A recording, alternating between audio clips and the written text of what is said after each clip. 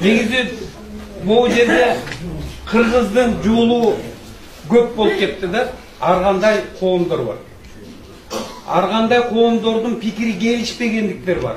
Жок, меники туура, сеники туура деп талаш тартыш болуп, биякта мен артында деле байкап атам, бу жер туура, тиги жер туура дебей, ошол уюмдардын чоңдору, билгилер, көсөмдөр келип, жаштар деп айтып кеттиңер, ушу жаштар менен чогуу кылып туруп, бир өзүбүздүн концепциясы жашыш керек го деп ойлойм. Себеп мындай болот. Салт — это не вписанный закон, биздин конституция. Салтту өзүбүздүн салтыбызды таануу деп мектептерге, бала бакчаларга киргизиш керек. Түп тамырдагы өзөгүбүздөгү жаңы өсүп келаткан муунду тарбиялабасак, үстүңкү муун ошого баратабыз. Себептен бул спираль ойгонду. Жаңы доорго кеттик да. Кайсы эме? Биз эмес, мына Казакстан, Россия бизден астыга чыгып кетти. Кокуй өзүбүздүн түбүбүздөгү тегибизди албасак, ыргагы бузулду деп. Библия бузулду, Куран бузулган эч агылы. Бири-бири менен окшоп.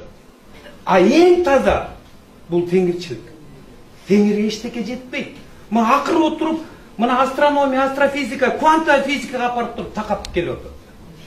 Ошон үчүн баягы улуш тартыш, мен кыйынмын, мен мага лидер болом дебей, кыргыз эл үчүн бир жакшы салым кошолуктагы балдарыбыз нугун, ыргагын, басыгын түз кылып, сөзү сак болсун деп туруп, ошо дагы кошумчалар болсо, мына Гүлзадага кошуп туруп, муну албаса канча деген балдар билими жок болгондуктан ошол жака барып бирөөсү чокунуп атса, бирөөсү намаз окулуп атат. Билими жоктугунан ушуга болуп чаржайып болуп кеттик да. Ошону баардыктан алып келиш керек. Жана байке айтып кеткендей, өлүп атканда тиги жаназага деген не туура эмес сөздөр сүйлөп. Мына мен арабча сүйлөгөн үчүн чуагажын коркуп атат. Ал туура эмес сөздөрдүн баардыктан кирсе, барака сакара демелер бирдемелер кошуп коюп атат. Өзүнүн тилибиз таза болсо, манасчыларыбыз көп болот. Тил таза эмес болсо, манас качып кетет. Манас тил бул жерге жана биз аномальный зона деген эмне үчүн келип атат? Ошон үчүн жанагы асман деген сөздү да туура айтып кетти. Негизи бүт технологиянын баардыгы асмандан келет. Ошолор подсказка бермейинче менде эле дегенге дагы ошого келген Менделеевдин таблицасы. Бардык ошо аянды чечмелеш үчүн билимдүү болуп жетиш керек. Ал алдан вариант менен келет биякта дагы. Адашуу жол менен аянды дагы аярма менен кылыш керек. Бардык маалымат келгенде трансформацияда. Трансформация мына көкө теңирден келет. Тияктан келип атат. Спиральда. Муну музыканын ыргагында жанакы теңирдин өзүстөр эле баштайт. Ар бир кишиде теңир берген. Суйлап, ошон үчүн кан деген сөз ошондон кетет. Тегиз карагыла деп. Ошон үчүн санжыра, жомокторубуз, биздин жанакы ата-бабаларыбыз айтып жүргөн нерсенин баары тең үйдө айтылып турса, биздин ошол үйдү тазалап, аруланып турабыз. Ошон үчүн мен айтат элем, мына бул жерде аксакалдар менден окумуштуулар мурун ушул жолго түшкөндөр. Ошолор түздөп, бирибизге бир агым кошпосок, антпесе мындай болуп калды да, чындыгында эле салт бул динден бийик турат. Туурабы? Мына бул жерде окумуштуулар турат, салт бийик турат. Эми айласынан мен өзүм көз карашым боюнча түшүп, өзүбүздүн элибиз чаржайып болуп кетпес үчүн ушуну алсак, анан дүйнөдөгү бүт аруу элдер, арист деп коелу.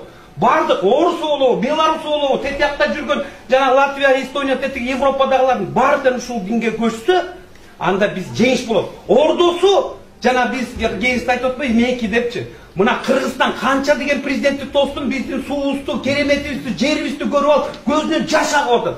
Туркменстандын президенти көзүнөн жаш акканын көрпөй, бул каяктагы Кудайдын дачасында жашайт турбайдын кереметинде деп атат. Мына карагылачы, ошон үчүн кыргыз ойгонолуктагы бир жолго түшөрүңүз, агымыбыз түз болсун. Баккан оюбуз түз болсун. Басканыбыз оң болсун. Оң тарапта жакшылап, жакшы жолго түшөлүп, ак жалгасын дейм.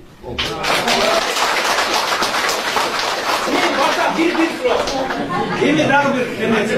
Бул жерин айтып коеюн. Бул жерде толуп калды.